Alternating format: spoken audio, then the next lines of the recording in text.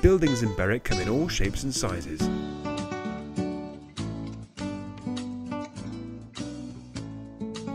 Homes for people in this beautiful part of the country,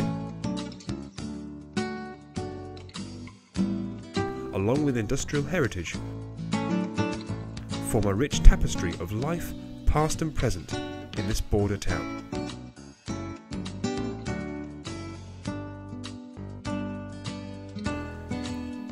As the summer turns to autumn in Berwick upon Tweed, it's time for the annual Food and Drink Festival.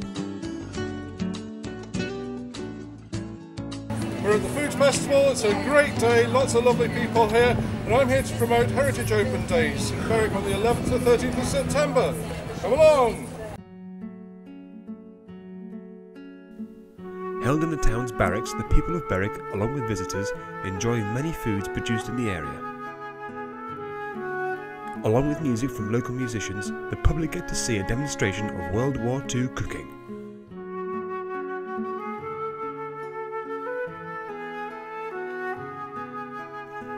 Even artists make use of this unique setting. A normal alpaca when he was born, so he became Minimus instead because he would look a bit silly as a Maximus, so he became Minimus. And wool made from alpacas.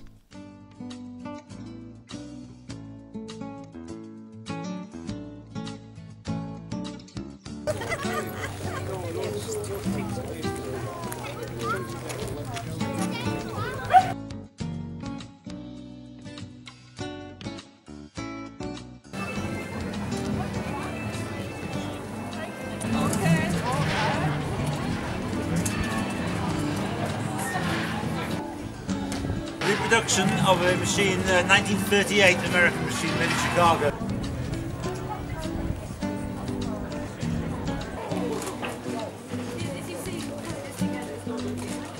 This machine is an Australian machine which grinds the freshly roasted nuts up into nut butter.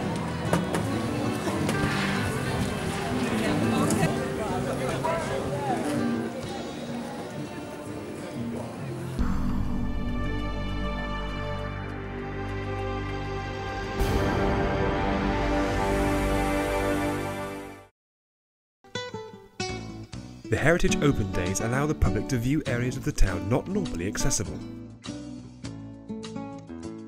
Here, in the cavernous Bankier ice house, built around 1786, the public can see a relic of the early salmon fishing trade in the area.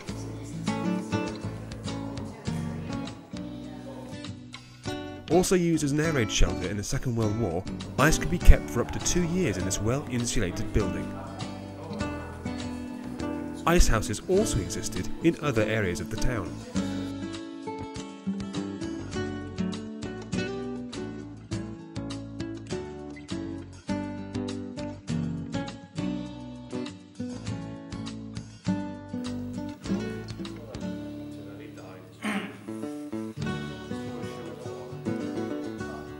Also as part of the Heritage Open Days, the Masonic Lodge on Church Street opened its doors to the public. Masonry was going before 1870 when members wanted a place of their own. So the site was bought and it was built for a cost of £1,300. The money was raised by subscriptions from members who could afford on the basis like a bond, where when money became available, they got paid back. We don't have a member who plays the pipe organ at present. And it would take quite a bit of money to refurbish. At the moment, I would say we've got 30 in one lodge. Of course, there is 2 lodges. There's Berwick, St. George, and I think they must be bordering much about the same, possibly about 40. I don't think it's quite as strong now as it was. It was quite strong membership at the end of 45 war. People were demobbed in the Wanted Mail Company. There was quite a strong waiting list. Along the river is Berwick Castle, a fortress estimated to be built around 1124 during the Anglo-Scottish Wars.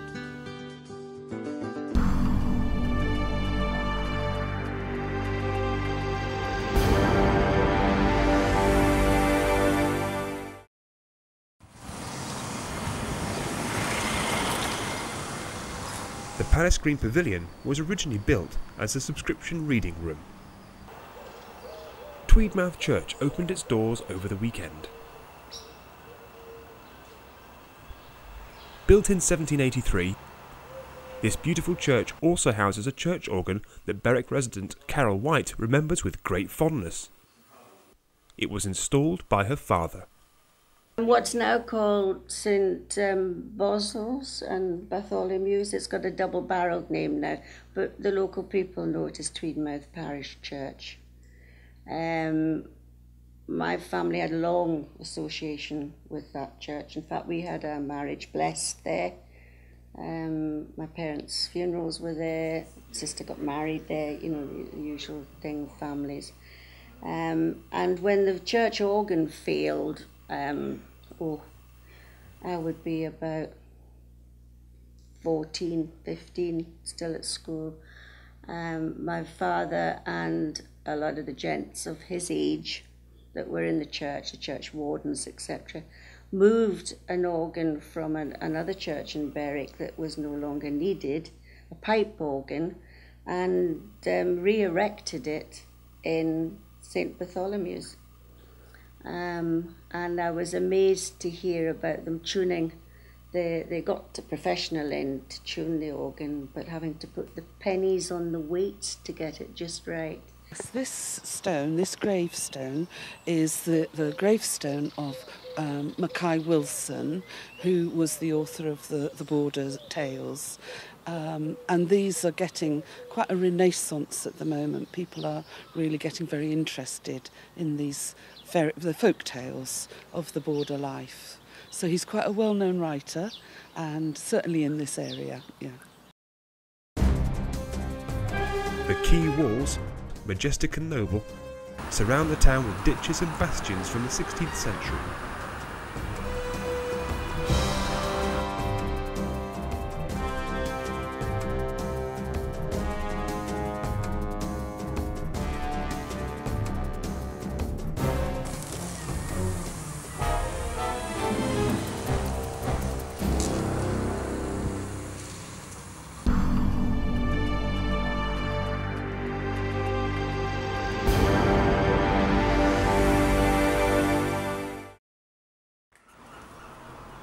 The many streets and alleys of this market town hold many gems,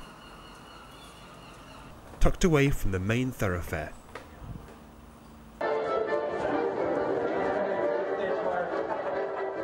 And particularly down Spittal. And of the recent time, the big improvement I saw was actually the development of Spittal, the promenade. That's absolutely fantastic. That's the good part of Berwick. And from the other side, they've looked after the ramparts over Berwick, keep the grass down. It really is nice for tourists to walk around.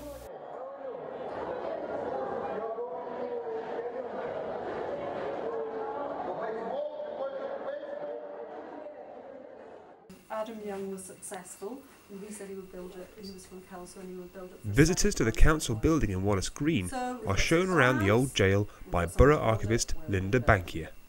Well, eventually, in 1846, they purchased this site here in Wallace Green for £300 from a gentleman called Johnson Howe. The new jail. This new place of confinement was tenanted for the first time on Monday, which was the 26th of November. The inmates of the old jail, consisting of 4 men and 2 women, were removed to the new one at 7 o'clock in the morning. They were conveyed in an omnibus in the presence of the sheriff, under-sheriff and police officers. This is the jail part of the building, the prison bit. Because if you walk along the walls and look at the back of the building, you can still see the small windows and some of the bars on it. that I have noticed this, which is obviously where the lock was on the door to divide the two areas out. The different construction and discipline of the new jail is sensibly felt by the prisoners. They are now locked up separately in a cell about 7 feet square, without prospect beyond that space and with scarcely any furniture or other object that might relieve the monotony. To the building. So they're now talking about police office downstairs, there's our stairs, all the cells. We've definitely got the chapel, that's definite now. They've kind of, this bit into here seems a bit odd compared to what we've done, but there's the staircase up, debtor's room, chaplain's room, and then on the top floor, where we're going to go, there's this bit here. So we'll come up here, up the staircase, and the gallery.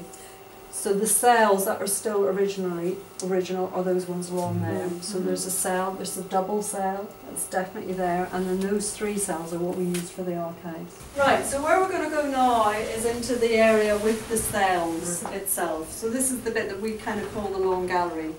Now why these are here is because this was the last bit to be converted to actual office space.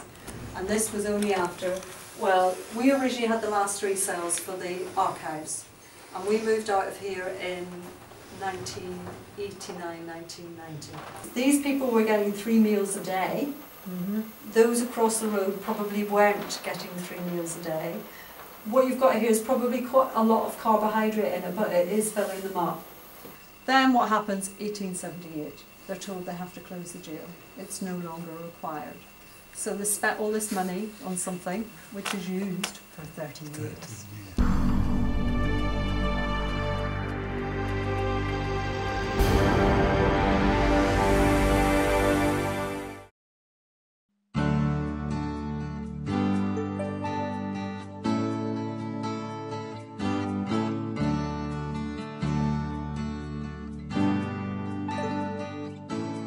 An early agrochemical industrial estate forms part of Spital's Sandstill Point. When I first came to live here, there used to be a train from here to Galashiels. And as we know, Galashiels is opening its new route today. And in fact, my sister was one of the last passengers that used that train when she was training at Peel, at the old hospital, because she could get the train to Galashiels and then the bus to the hospital.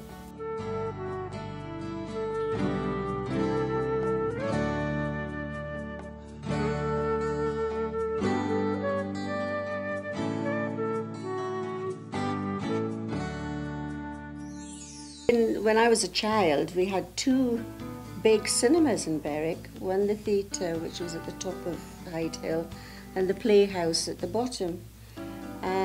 So there was plenty of movies. They had matinees on a Saturday for the kids as well. And our school used to use the theatre on our prize giving because it was bigger than our school hall. And there were dances and all sorts of things held there. The theatre closed and became a bingo hall. That's now closed, and because the playhouse has been pulled down.